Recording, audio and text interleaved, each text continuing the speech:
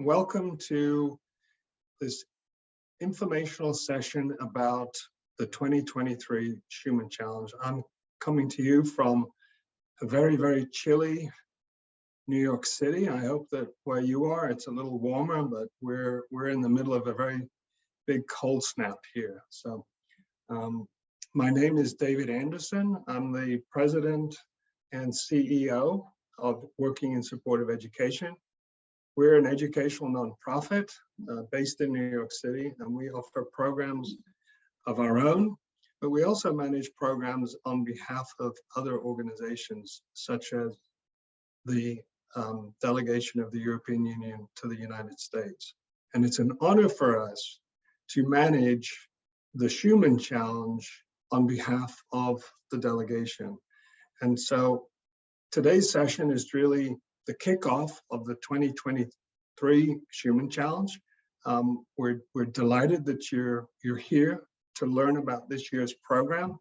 We're excited about this year's program, and if you haven't signed up for it already, whether you're faculty advisor or a student, please do so, because the Schuman Challenge is a really phenomenal learning experience, and it's an equally phenomenal competition. So next slide.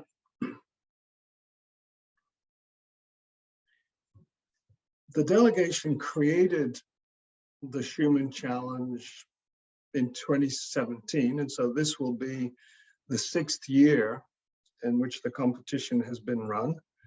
The official goal, as the second bullet shows here, is to promote an understanding of foreign policy and the transatlantic partnership between the EU and the US. Now let me unpack that a little bit.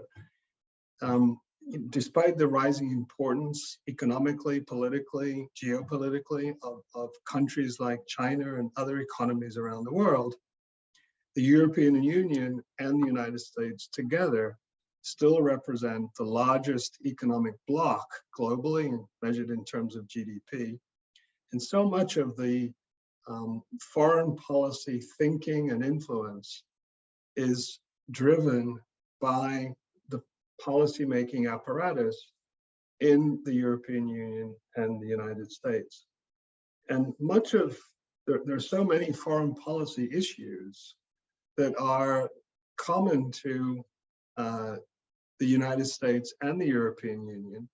And the idea, therefore, of the Schuman Challenge is to provide an opportunity for students like those of you who are on the call today to explore and examine one very important foreign policy issue that is top of mind to the policymaking apparatus, both in Brussels and the capitals around Europe, as well as the policymaking apparatus here in Washington, D.C., or here in the United States.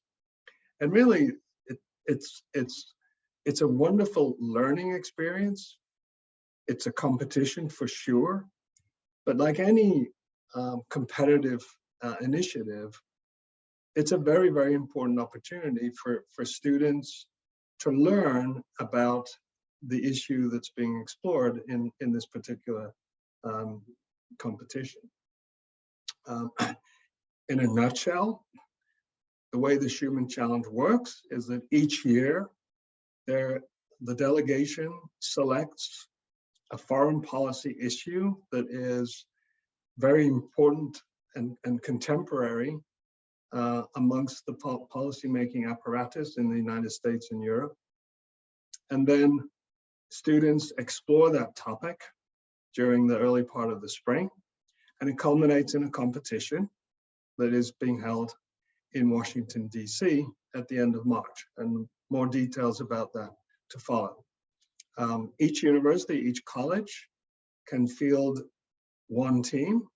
Each team can comprise 3 to 4 students, and each team needs to be represented by a faculty advisor from the college or the university.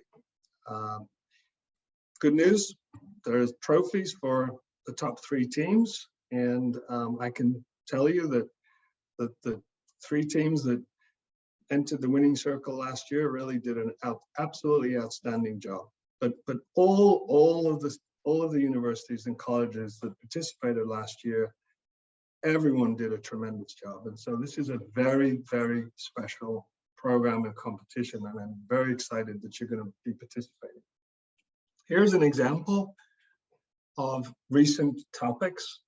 And as you can see, that they're relevant. Last year, the topic was about the withdrawal from Afghanistan, which had occurred 7-8 months prior to that.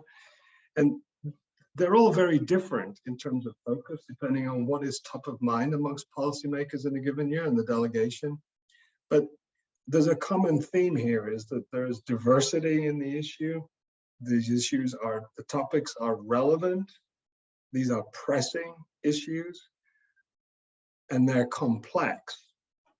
And through that complexity, the idea of the learning experience for you is that it really provides a great opportunity to reinforce and engage your intellectual acumen.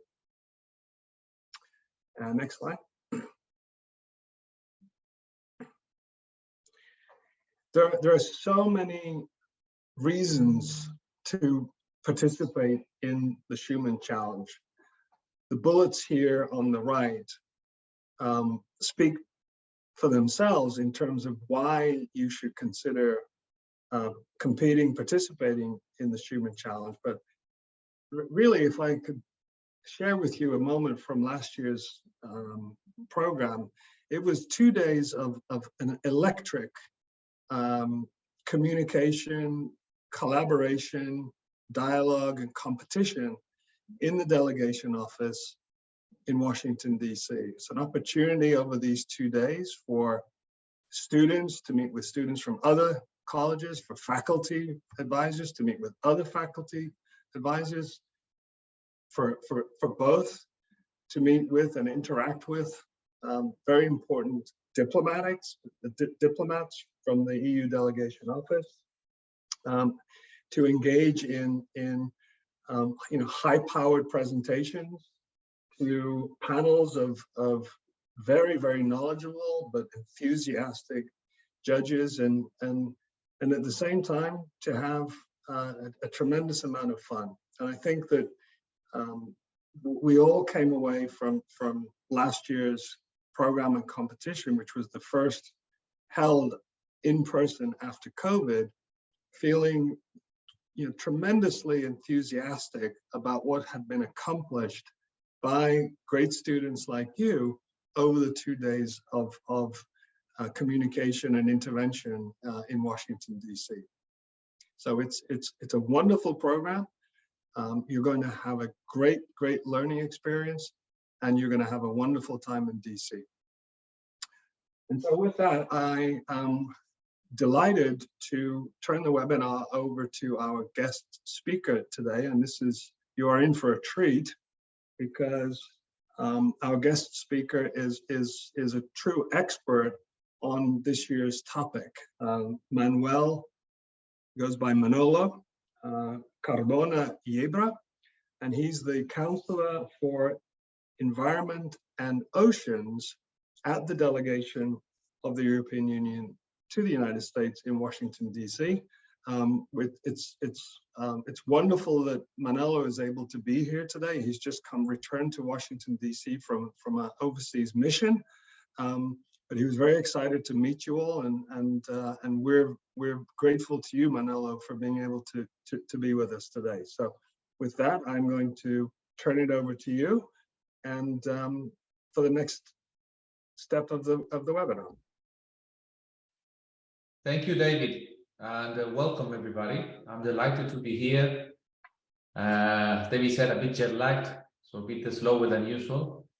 But these things, this theme that we're dealing with today requires some thinking and some time. So it's good that we are discussing it. Environment and security issues. Now, I'm more of an expert on the environment side of this equation.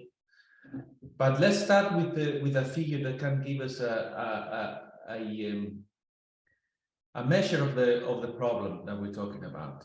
We're going to talk about basic human needs, basic human security. And the question is, to what extent climate change, for example, affects global population? Well, some researchers have come up with the figure that 85% of the global population are already affected by climate change. Affected in different ways. Sometimes people will be, affected in their health, sometimes their livelihoods, sometimes they will lose their lives. But it's basically the big majority of people are already feeling the change. And this has just started because you probably have seen that the trends are not good. We can reverse those trends, but there's a certain amount of climate change that is coming because of the inertia of the climate system and the lag between the emissions that we put in the system and the effects that we see. In a way, the effects that we see today are part of the emissions that we made decades ago. So the emissions that we're making today will take some time to increase the problem. I want to briefly talk to you about 3 points. One of them is a general overview of the nature security nexus, as I call it. In the second part, I will zoom in on a particular aspect of this nature security nexus, which is environmental crime and how it affects security. And a third aspect, zooming even more in, will be one type of these environmental crimes, just to discuss an example with you. And this is illegal fishing, also called illegal, unreported, and unregulated fishing. So IUU fishing. I will be using this beautiful acronym, IUU fishing, or IUU. So first off, just to give a kind of overview, what is this nature security nexus? Or what is the relation between the two? First off, I'm calling it nature, you have noticed, instead of climate change security nexus. Because I am of the opinion, along with the European Union policy, that this is much more than climate change. Sometimes we use climate change very flexibly, and I will probably use it during this talk, meaning also environmental aspects. But we have to think of the security implications of environmental degradation, looking at not only climate change, but also biodiversity loss, and also pollution. The 3 crises that we're dealing with are, related between the 3 of them, and they can be described as basically what Secretary General of the United Nations, Antonio Guterres, said, that we're treating nature like a toilet, and we are creating this huge crisis that we are barely beginning to deal with. So the destruction of nature is clear. You all know this creates conflicts and creates problems, and conflicts destroys nature as well, as we see, for example, in the Ukraine war, where vital wetlands in Ukraine are being obliterated and ecosystems are being wiped out. So aside from the human suffering that this is causing in Ukraine and the atrocities committed by the Russians, we will see a long-term problem for the country itself, because some of its natural ecosystems will be undermined for decades to come. These 3 crises I was talking about, biodiversity, climate change, pollution, will make the world more insecure. Just to give you some examples, there will be a water scarcity problem that we're already feeling, for example, in the Western United States, where 7 states, as you probably know, are already competing for very scarce resources of the Colorado River watershed. We will have in New York, in a couple of months, a UN conference on global water issues, because Sustainable Development Goal 6, the Water Sustainable Development Goal, is not progressing very much. So water scarcity will be a thing that will make the world more insecure. Another thing, competition for basic needs. One of them is water, but there are more. Food coming from natural ecosystems, for example. Agriculture affected by climate change. So these basic needs are not met because of this environmental degradation, climate change, etc., will lead to competition for resources and then more likelihood of conflicts. Third, environmental degradation and climate change will certainly affect military bases and operations as well. Fourth, desperate attempts to deal with these problems like climate change, biodiversity loss, if done haphazardly or in a very confusing or uncoordinated way, will lead to problems. Trade-offs, for example, when we seek permits to install solar panels, to install wind turbines, we need to consider as well the impact this will have on ecosystems. We cannot just put them all over the place without impact assessments on the ecosystems, because this will end up undermining the whole point of this establishment, of this installation. Geoengineering is another example. Desperate attempts by some scientists to try to solve the problem. Are we going into dumping into the oceans, for example, substances to try to counter climate change, or to the atmosphere? This poses more problems than it solves as things stand. 5, the environmental degradation will cause the rise of nationalism and more protectionism. We are seeing this already, because when the resources are scarce, we tend to hoard them, and this will affect multilateralism and cooperation. This is a concern for the EU in particular, which is, as an intergovernmental or supranational organization, we are based on cooperation between member states. And this links also with discussions under the Intergovernmental Panel for Climate Change, the IPCC. The IPCC came up with this idea that it's all very well to reduce emissions and we need to do it fast, but they also looked at the implications on the path to reduce emissions of socioeconomic problems, what they call shared socioeconomic paths. The IPCC, with these shared socioeconomic paths, basically what they were saying is how much we will reduce emissions depends largely on how we can avoid conflict and avoid unilateral solutions. It's a very interesting point of view, because it's right at the center of this security nature nexus I was talking about. In the EU, just jump into what the EU is doing about this. You know that there's a treaty article in the European Union.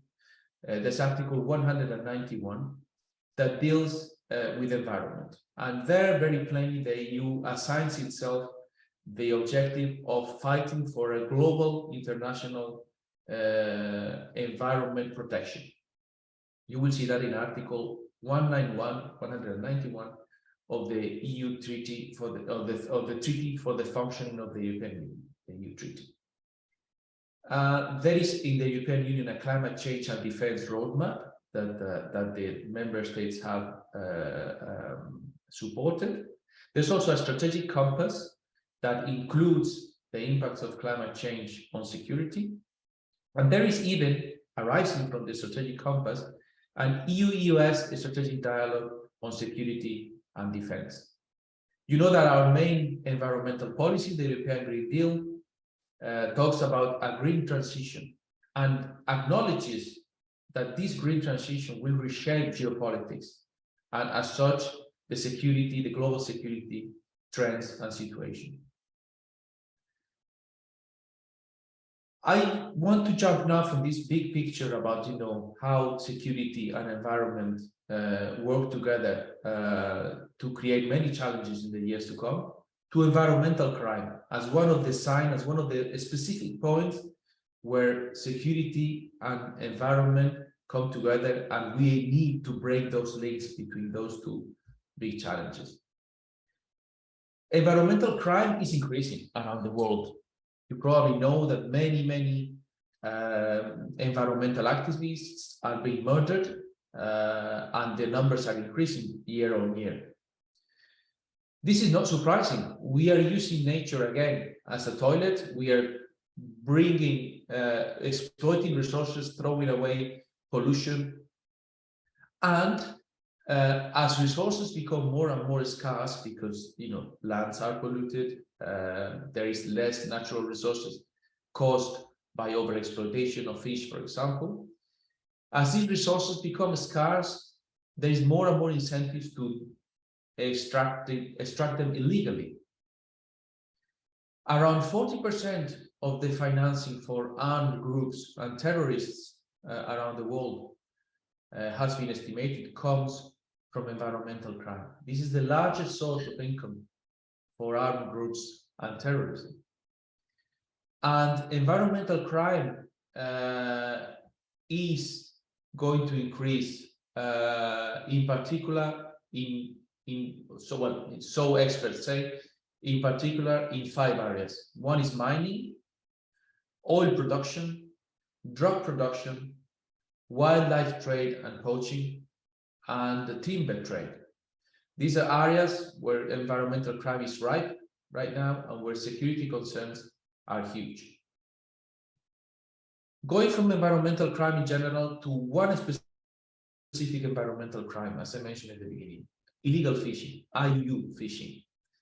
IUU fishing was the theme of the workshop I attended and from which I traveled yesterday in Hawaii. We were there invited as European Union by the US because the US is leading an initiative called Partnership for the Blue Pacific. The Partnership for the Blue Pacific basically deals with security issues in general, cooperation, but also illegal fishing. Illegal fishing in the Pacific, and I had the chance to see this in action in the last few days. Illegal fishing in the Pacific represents a textbook example of what we've been discussing. First off, it's bad for security because illegal fishers are not only illegal fishers, are also criminals in the wider sense. The same vessels that are performing illegal fisheries and depleting fish stocks are also trafficking drugs, smuggling people, etc., etc. The Coast Guard of the US, to give you an example, has declared IUU fishing, illegal fishing, a US national security threat. So you can see here very clearly how the exploitation of national resources is bad for the security situation of these countries in the Pacific, but it's also bad for the environment. These countries in the Pacific depend hugely from tuna stocks, and these tuna stocks are being depleted by illegal fishes. So they are, losing their livelihoods because of this. In this respect, there is a EU-US working group on illegal fishing. We have a conversation every year to try to tackle this together. So this is an example of where we tackle security and environment together in a very concrete way. That's all from my side. I'm not going to extend myself. I could be here talking about these issues the whole day, but I would like to hear your questions and your comments, and I'm very thankful for your attention. Thank you.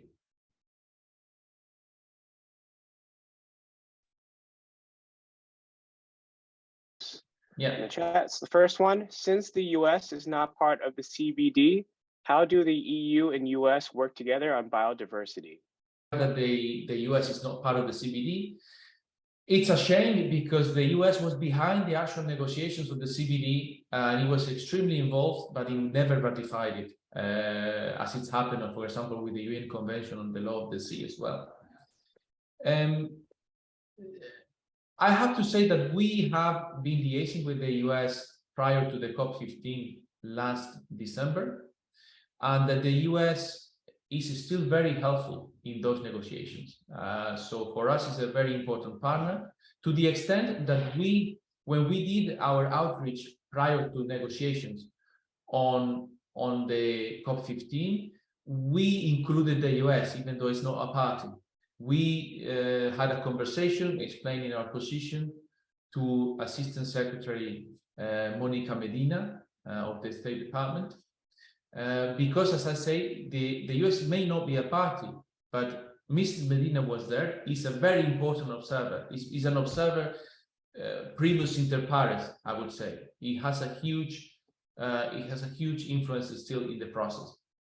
So we still have a dialogue. As I said, we had this outreach before the conference, which contributed to presenting a coherent view across the Atlantic. And yes, it is an impediment to do more, but we are doing quite a lot already. We have another question. How can the EU and the US work to add teeth to existing climate agreements and legislation? Would a more effective path be to create new pacts? Sorry, I didn't catch that. How can the EU and the US work to add teeth to existing climate agreements and legislation? Would a more effective path be to create new pacts? New pacts? New pacts. P-A-C-T-S. New pacts, new agreements. Well, I'm personally not for creating new agreements when the old one doesn't work. I mean, you might want to amend it or something, but for the climate agreement, this is what it is, the Paris Agreement. The climate agreements, I guess you refer as well to the Montreal Protocol and the Kigali Amendment on hydrofluorocarbons, so on these gases that also contribute to global warming. But basically, the Paris Treaty is what we're talking about. The complication is that the Paris Treaty does not include international shipping, for example, and it doesn't tackle oil production per se. So more teeth. More teeth is what we had before. We had the Kyoto Protocol, which had more teeth in the sense that it assigned a specific percentages of reduction to countries. But that meant that many countries could not sign up to it, among them the United States, but also others. So it wasn't global, and there were some free riders in the process where, you know, some countries would be reducing, let's say, the teeth that you were talking about, because, you know, they were assigned a reduction of 12%. I think it was 12% reduction for the EU, if I remember well. But then others were free riding on the whole thing because, you know, so it created a situation where you had some doing a lot or doing what's necessary with teeth, you know, enforceable, you have committed to a specific percentage, and then others that would be, okay, can't sign up for this, so I emit whatever I want. So having teeth might be problematic when you need total consent, when you need every country in the world doing the same effort, emission reductions. I have no easy answers for this. I also think that we are very far behind. But I think implementing and the peer pressure and the process in the Paris Agreement called, what's it called? The ratchet mechanism, where in the next few months, the next few years, we're going to see countries coming together and assessing how much we have progressed and pointing fingers at those that have not done their job and their national determined contribution. That will be an occasion to put pressure on the system and to put pressure on laggards. We have two questions that are related to illegal fishing, so I'm going to combine them here. What is currently being done to stop illegal fishing? Thoughts on Sea Shepherd and other organizations trying to stop illegal fishing on their own? Well, that's a very good question. I'm very thankful for those NGOs like Sea Shepherd, Global Fishing Watch, and others that are doing excellent job in finger pointing. You know, who are the criminals depleting our seas? But it's not on their own, and even countries on their own, even the EU on their own cannot accomplish. Cannot accomplish this. Eradicate illegal fishing is extremely complicated, also because of the international situation in the seas. The oceans cover 72% of the planet's surface, and yet most of that surface is beyond national jurisdictions.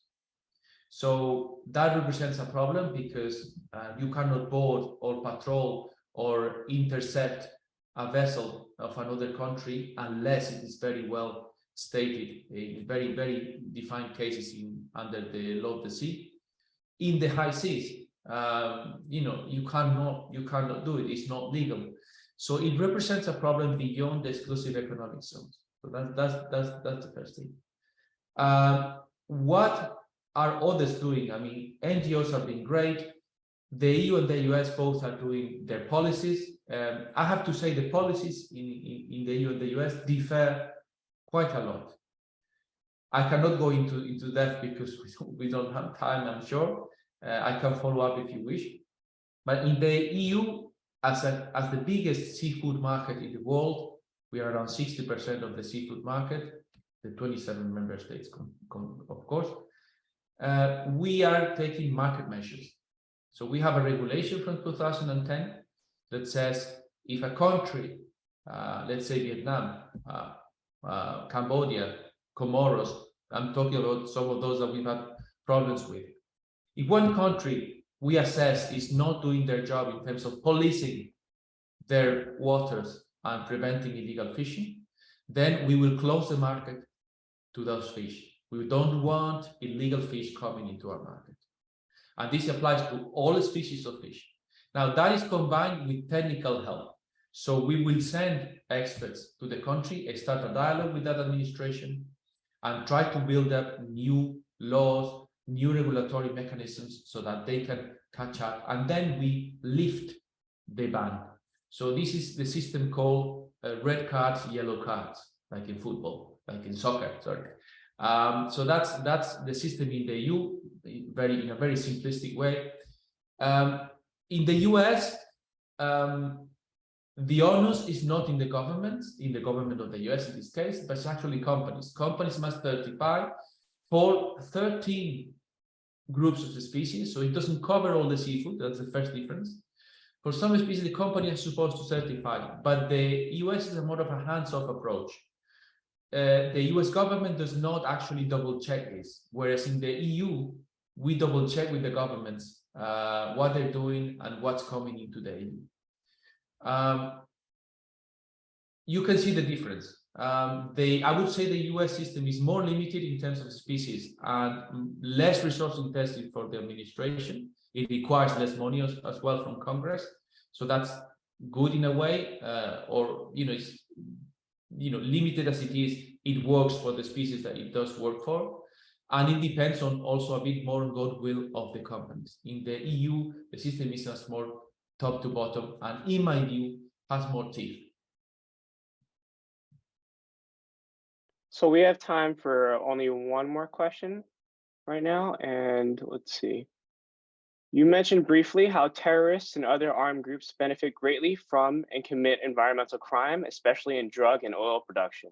Can you expand upon that some more? Well, I wish I knew how the money ends up in the pockets of terrorists and armed dealers. But let's take the case of Nigeria, for example, where oil production and extraction has impoverished. Instead of enriching the country and lifting it out of poverty, it has basically been a curse for the country because it fuels corruption, it fuels money transfers that end up in Boko Haram and other terrorist groups, etc. How that works, I'm not an expert on it, but what I can say is that and I discussed this with counterparts from many countries in Hawaii in the last few days. You can see it in IUU fishing, for example. The terrorists, armed dealers, criminals in general are very organized. We're talking about organized crime. They profit from the loops in the financial system, in the jurisdiction over the oceans that I was discussing before. They know it very well. They use the latest technologies. They are very integrated. So in their operations, they can, for example, with a vessel, as I was saying before, they can do many crimes with a single infrastructure.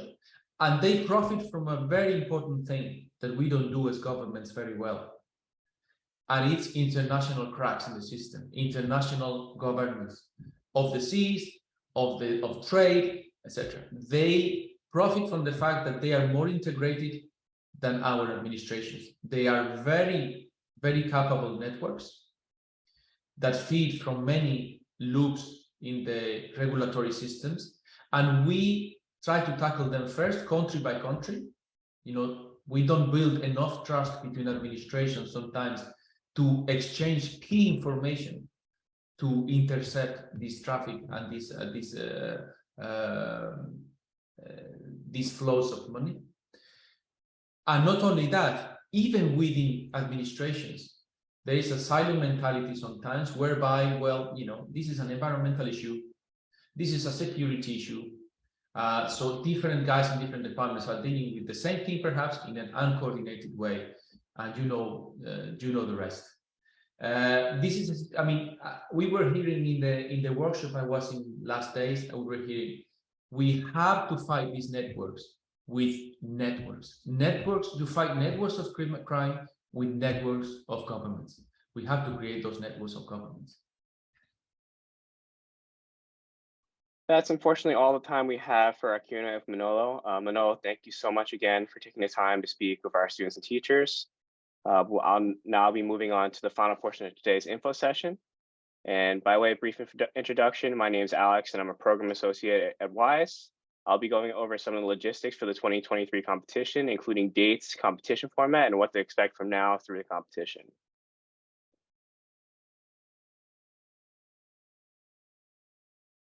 So the 2023 competition will be taking place from March 30 to 31st in Washington, DC. More specifically, teams will be competing in the conference rooms of the delegation of the European Union to the United States. Breakfast, lunch, and dinner will be provided on the competition days. And to paint a brief picture of DC, the preliminary round will take place on the 30th, followed by a reception later that evening. The time is TBD and will be communicated to you in the coming weeks. And this will be followed by the final round on the 31st. As the competition is in DC, we're aware that many of you will be traveling to DC and we are planning for this. And please note that details pertaining to travel and accommodations are being finalized and will be communicated to you in the coming weeks. Now we'll take a look at the format for the Schuman Challenge. So there are 2 rounds to the competition. There's a preliminary round where each team presents to a panel of judges, followed by a final round. The best 3 teams from the preliminary round advance to the final round. And within each round, it's organized into 2 scored sections. First, there's a 10-minute presentation where teams highlight their actionable proposals.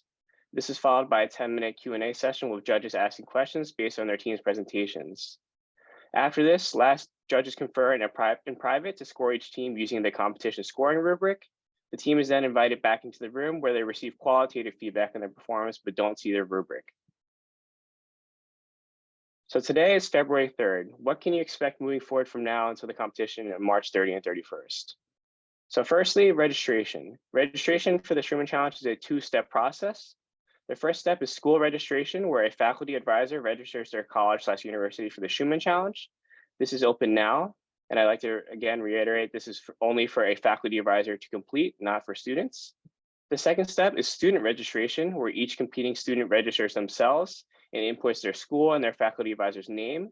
This form is not open. It will open in the coming weeks, and it's to complete it after school registration. So please don't submit this form if your school is not registered for the competition yet. Aside from registration, we issue a competition guide, which provides guidelines for teams as they draft their proposals, the agenda for DC, and more. This guide will be released in the coming weeks. And lastly, the week before the competition in DC, teams must submit an outline detailing the key arguments and policy recommendations that they plan on presenting. Details for the exact submission date will be included in the competition guide. And before we close, I would just like to thank again our speakers, David and Manolo. And I'd like to thank you all for attending the Schuman Challenge info session. We hope you enjoyed your time and you learned something about the topic or the competition this year. And should you have any questions in the coming days or like the recording to this info session, you can contact us. I'm going to place my email in the chat right now.